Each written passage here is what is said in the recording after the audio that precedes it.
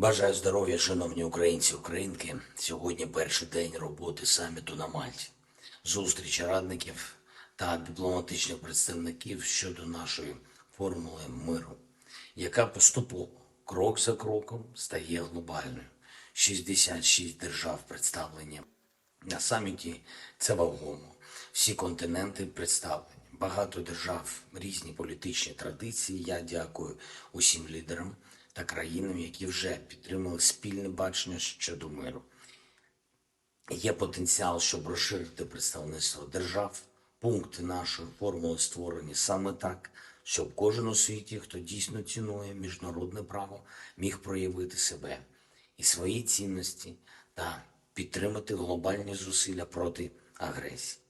Зараз на саміті на Мальті триває робота щодо 5 з 10 пунктів формули. Це ядерна та радіаційна безпека, продовольча безпека, енергетична безпека, звільнення всіх полонених і депортованих людей і відновлення територіальної цілісності України та світового порядку.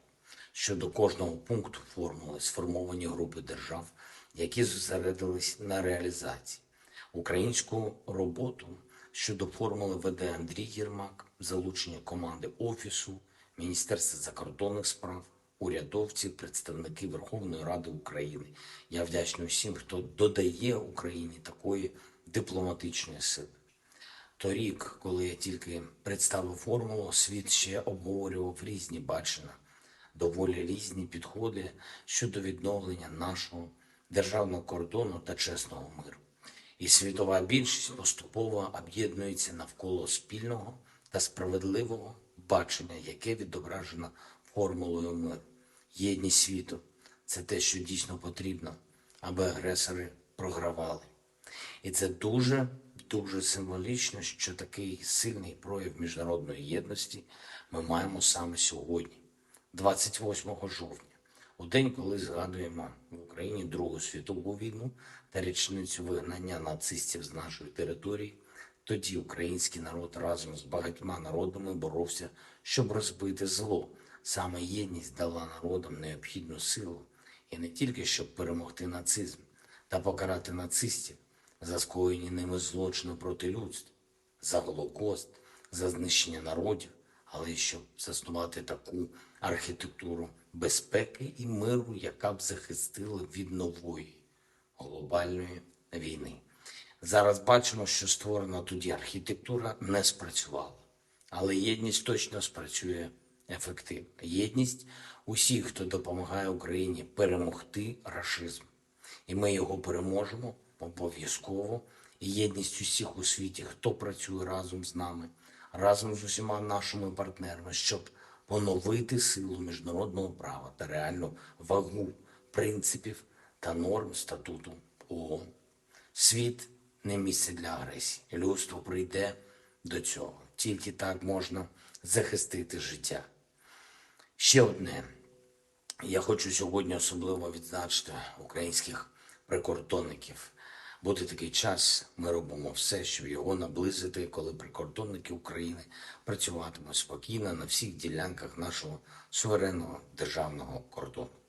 А зараз багато хто з них разом з усіма силами оборони та безпеки б'ється на передовій, аби наблизити час миру для України.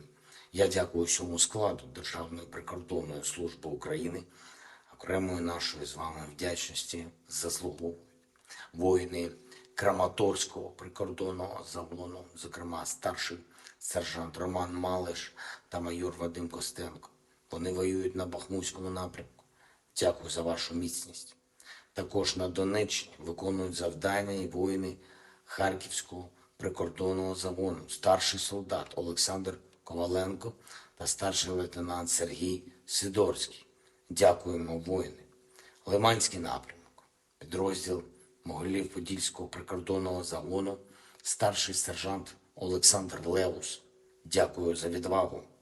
Куп'янський напрямок, бригада Сталевий кордон, сержанти Анатолій Павловський, Валерій Покритюк, Микола Білик та старший сержант Максим Базаров. Дякую вам, воїни, за знищення російської техніки та артилерії. Слава усім, хто б'ється та працює заради нашої держави та звільнення всієї України від окупантів. Дякую усім в світі, хто допомагає. Слава Україні!